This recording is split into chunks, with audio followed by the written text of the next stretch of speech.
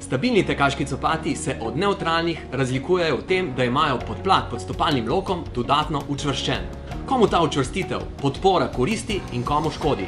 Torej, komu so namenjeni stabilni tekaški copati?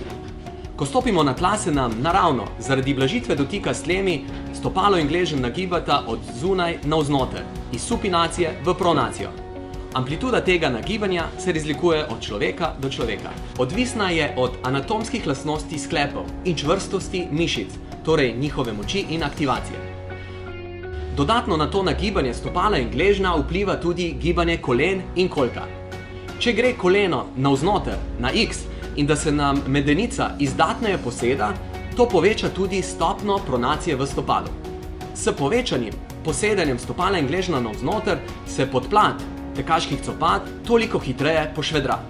Takšen pošvedran tekaški copat pa samo še dodatno poveča nagib, pronacijo stopal in gležnja navznoter.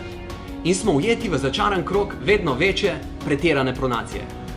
Zakaj prekomerna pronacija ni dobra? Pri njej se namreč poveča obremenitev stopalne vezi, plantarne fascije. Ahilova tetiva je nesimetrično, bolj stransko obremenjena. Ligamenti, notranji strani gležnja so bolj obremenjeni. Večja pa je tudi obremenitev notranjih strani kolen in zunajne strani bokov. Torej, stabilnejše tekaške copate naj izbirajo tekači z izrazitejšim posedanjem stopala in gležnja navznoter. Tekači z zmernim nagibanjem stopala in gležnja navznoter ne potrebujejo te dodatne učvrstitve podplate. Škodi jim pa sicer ne. Tekačem z majhnim oziroma premajhnim nagibanjem stopala in gležnja navznoter, rečejo jim tudi supinatorji, pa stabilnejše tekaške copate odsvetuje. Kaj naj torej tekač, ki potrebuje stabilne tekaške copate, obuje? To je sladek problem ob tako lepi pestri ponudbi. Da bo ta problem še slajši, pa smo za vas in seveda tudi za nas preizkusili izbrane nove modele letošnje sezone, ki jih lahko najdemo v trgovinah Intersport.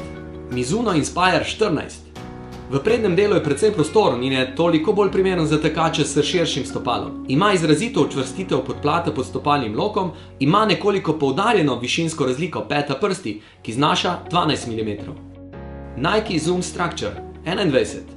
V prednjem delu je srednje širok, zato bolj primeren za tekače z ožjim do srednje širokim stopalom. Ima zmerno učvrstitev pod stopalnim lokom, višinska razlika peta prsti je povprečna in znaša 10 mm. Brooks Ravena 9. V prednjem delu je nekoliko ožji, podplat pod stopalnim lokom je zmerno učvrščen in je zato toliko bolj primeren za tekače z zmerno, ne pretirano stopnjo pronacije. Asics Luminous 3. V prednjem delu je dokaj širok, zato je primernejši za tekače s srednje do nekoliko širšim stopalom.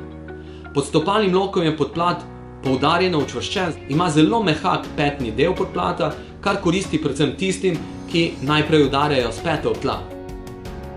Obujmo se ne na pamet, ampak po pameti.